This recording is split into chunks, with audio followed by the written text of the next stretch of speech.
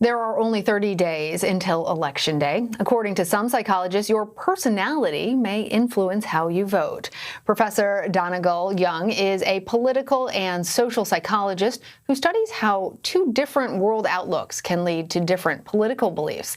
She says conservatives often like order and predictability, while liberals are more accepting of uncertainty. And Professor G joins us now to discuss her research. It is good to have you with us. Tell us more about the personality traits that you find are associated with liberal and conservative political views. Great. So, we do understand that socialization is a huge part of what creates people's political views.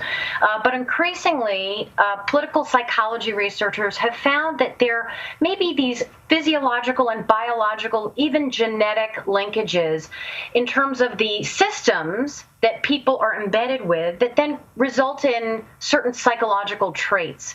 So liberals tend to be those people who are less worried about threats in their environment, and they're less worried about interpersonal threat. This allows them to be a little bit more relaxed about how they monitor their environments, and this is associated with traits like tolerance for uncertainty and what's called need for cognition, which is sort of just enjoyment of thinking for the sake of thinking.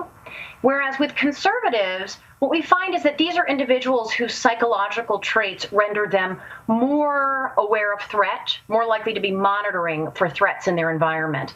And so, fittingly, these are the folks who then tend to be less comfortable with uncertainty, because, of course, uncertain situations are those that could result in some kind of a threat. They also tend to make decisions really efficiently, quite quickly, and based on intuition and what are called heuristics. Heuristics are cognitive shortcuts in our minds. Well, it sounds like it's a little bit of nature over nurture. Can outside influences change that over time? Absolutely. And we don't really know the extent to which nature is more of a factor than nurture here. Obviously, both things are, this is what social psychologists and social scientists have been studying for decades, if not centuries, right? Both matter. We do know that in the short term, socialization matters, experience matters, interactions matter. So it's not just like you are born with these certain traits and then this is how you will orient to the world. It really is a combination of all of these things. But on average, we're talking about on average, folks who are socially and culturally conservative tend to have these traits, and folks who are socially and culturally liberal tend to have those traits. And what does your research tell us about how people with these different worldviews see the pandemic? One of the things that I think is really important here is that as much as conservatives are more likely to be monitoring for threat, they also happen to have a higher pathogen or disgust response.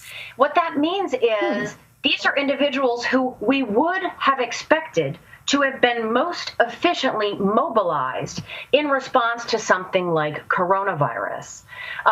What I think is fascinating here is that these sets of traits can be really wonderful for distinct reasons.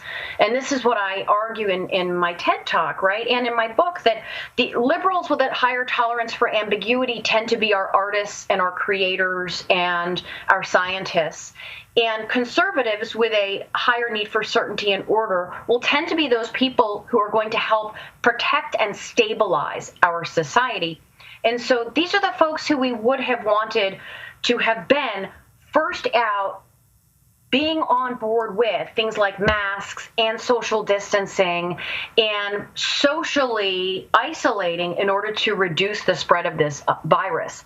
Unfortunately, what we saw was that the conservative media ecosystem shifted that narrative a bit for various reasons. And instead of making the virus the threat, they in fact made the threat media and Democrats, which I think really did us a disservice because these are folks who would be so powerfully and well served to help protect us from this. You know, it's very interesting as you're describing this, and our society is so fractured right now. I'm wondering if we only have a little bit of time left, but I'm wondering if you can tell us what needs to change so that people can better understand these different viewpoints associated with liberals and conservatives. I see this as a wonderful opportunity for us as individual citizens to recognize that there are forces in the media environment, like partisan media and social media algorithms, that are really trying to pull us more in the direction that we might be already inclined to go. But if we can get out of those echo chambers a bit, make real connections with real people, and recognize that the traits that are embodied by the folks dislike us, that the folks that are unlike us, that those traits are really valuable and beneficial. And so rather than seeing folks who approach the world differently as the enemy, in fact, they're not the enemy. We can't do this alone. We need both sides to be able to work together to solve these problems. So to find those connections with real human beings about real issues and real life. It sounds like our society benefits from both sets of beliefs. Absolutely. All right, political and social psychologist Dannagal G, thank you for your time. Thank you.